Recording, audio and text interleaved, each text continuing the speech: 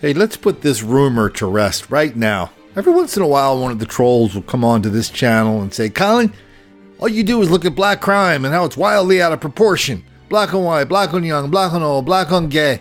Colin, don't you have any hobbies? Don't you do anything else? Well, I do have a hobby. And, it kind of keeps my mind off of other things. So my hobby is watching the different Democratic identity groups, how they kind of conflict and not conflict with each other. I'll give you an example right away. Like, say, for example, the environmentalists all get together and they kill a pipeline or an oil refinery or a housing project or any of these other massive projects, job-creating projects they love to kill, then dance around and celebrate. I'm always really interested in, okay, you got the environmentalists say, let's kill jobs.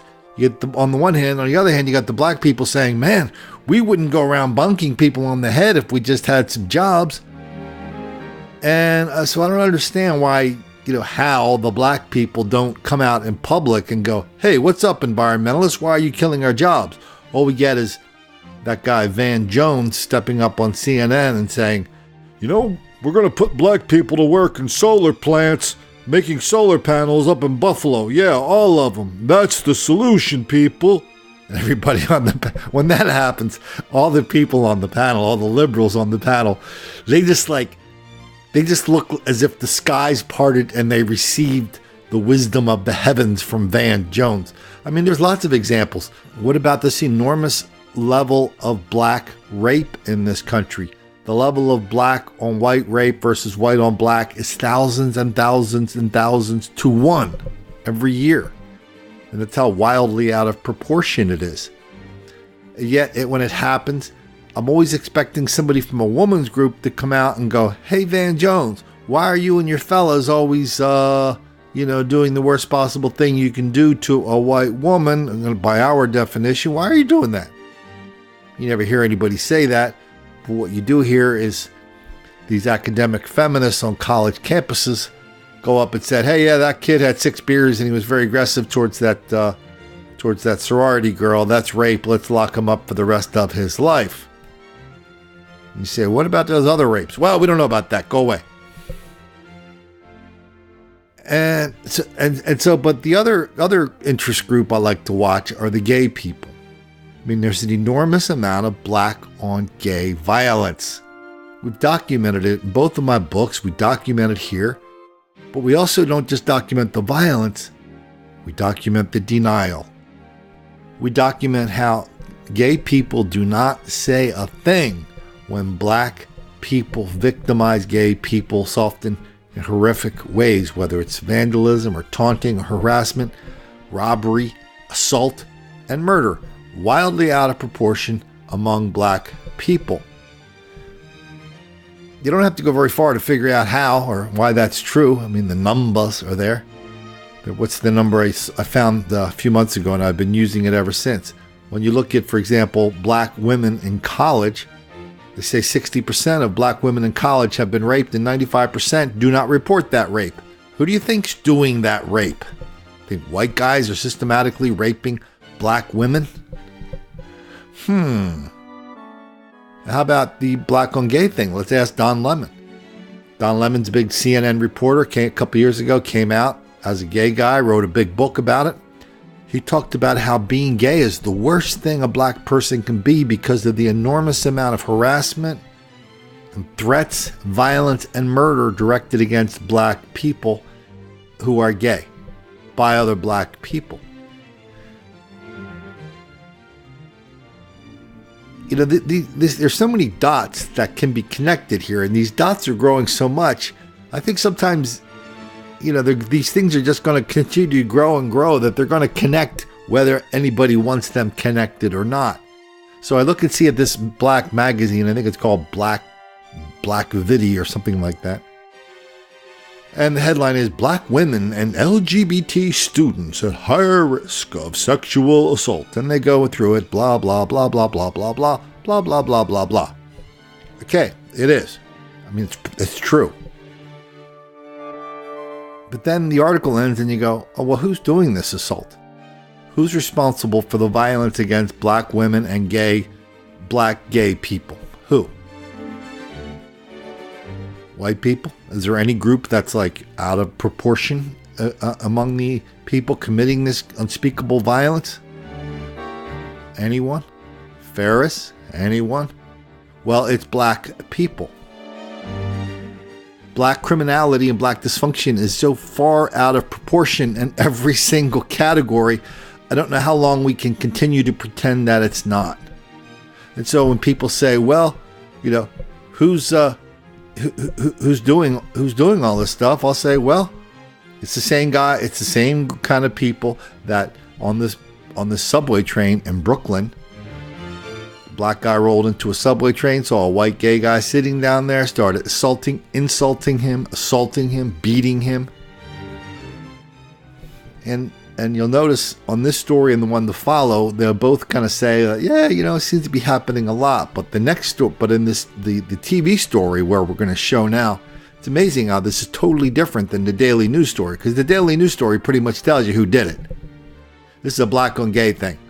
This story, the next story, it's like we've got this. They bring. Well, you'll see. Just check out the chick at the end. On his way to work was the victim of an apparent hate crime, and it's happening more than you might think. Biased attacks in the city are on the rise this year. CBS 2's Brian Cunningham has the story. This ugly attack happened on the C train here at the Hoyt-Schermerhorn station in downtown Brooklyn. The victim was targeted solely because he appeared to be gay.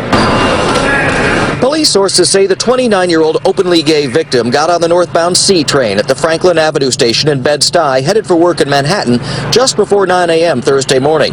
But when the train neared Hoyt Street, an angry stranger started shouting anti-gay slurs and cursing at him, then spit in the victim's face and punched him several times solely because of his sexual orientation. I'm a part of the LGBT community too, you know what I mean? So that's like very hurtful, that's very disturbing to hear. About to get on the same train Saturday night, writer Destiny Love says she can't believe in 2017 some people still harbor such hate. Why does it bother you so much? Like, you know, but it's very unfortunate. Police are trying to determine if hate was in fact the motive in this latest attack. This year, there's been a growing number of bias crimes across the city. According to the NYPD, there have been 128 hate crimes so far in 2017, more than double the 62 from last year. They've investigated 17 anti-gay hate crimes, up from 15 last year. We've been seeing a lot of increased incidents of violence and attacks like that. Emma Shakarshi says she works with homeless, lesbian, gay, bisexual, transgender, and queer teenagers. She's not surprised by what happened on that train. Men can often feel really threatened by the presence of men who are not masculine because it threatens their own masculinity. So they bring the chick in at the end, and she says, oh yes, sometimes men don't like it when, blah, blah, less masculine men, and da-da-da, some of these explanations. Okay, is that your best explanation? Is that it? The fact that these kind of assaults happen enormously out of proportion, black on white, black on gay, I mean, that has nothing to do with anything. Does it? Apparently not. How about in Madison, just a couple days ago? This white dude, a gay activist, was out at one of his clubs, comes out of the club, meets a black guy, boom, he is dead. Who did that? Well, the same kind of people who did some of these crimes. Got a black guy robbing a Chinese food restaurant in Brooklyn.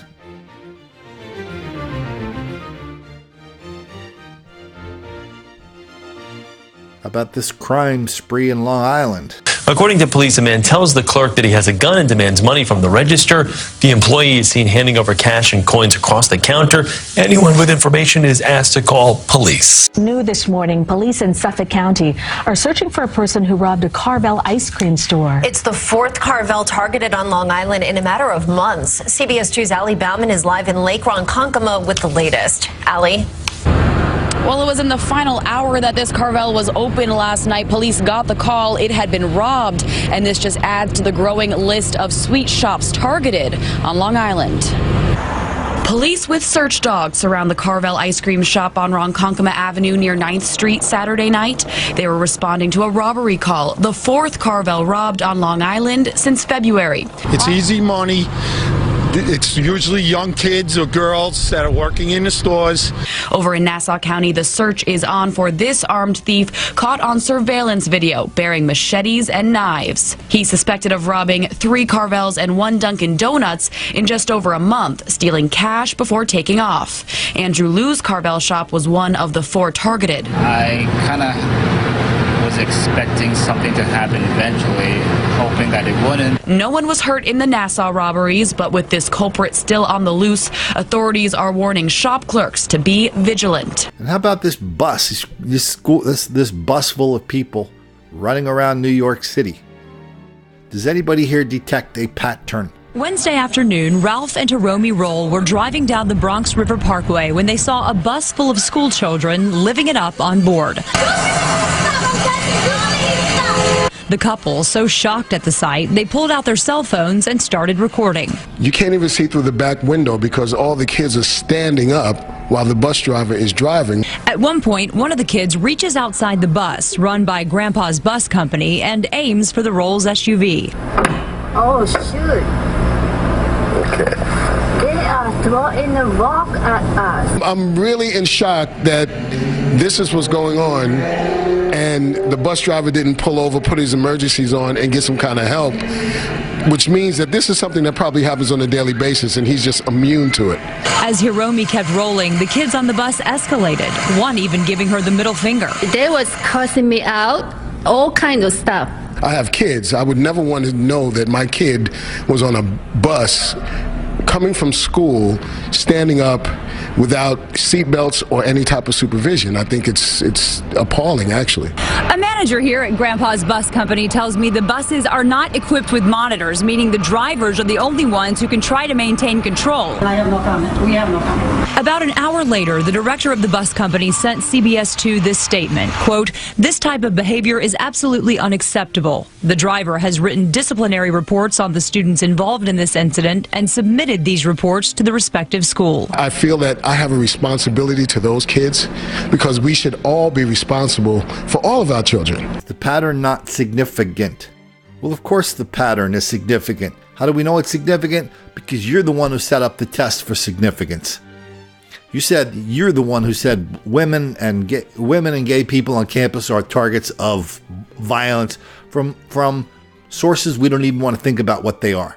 You're the one looking for the patterns on one hand, and on the other hand, you're the one telling us to ignore the patterns. Well, I guess that's one way of not making the black kids angry.